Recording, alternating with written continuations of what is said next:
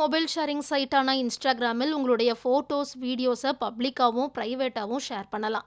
2010லயே இது வந்துட்டாலும், இப்போ latest version வந்திருக்கு. அதுல என்னென்ன ஆப்ஷன்ஸ் இருக்குன்னு இப்போ பார்க்கலாம். பொதுவா இன்ஸ்டாகிராம்ல நம்ம போஸ்ட் பண்றது எல்லாமே நம்ம பேஜ்ல இருக்கும். ஆனா, இந்த புது ஸ்டோரி ஃபீச்சர்ல நம்ம போஸ்ட் பண்றது 24 மணி நேரத்திற்கு மட்டும் தான் இருக்கும்.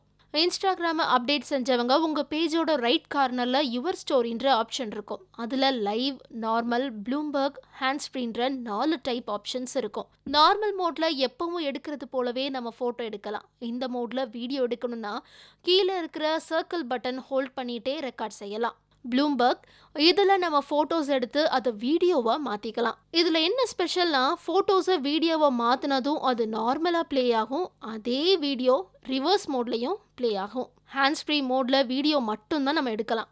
நார்மல் மோடில் அந்த சர்க்கிள் பட்டனை ப்ரெஸ் பண்ணிகிட்டே வீடியோ எடுக்கணும்.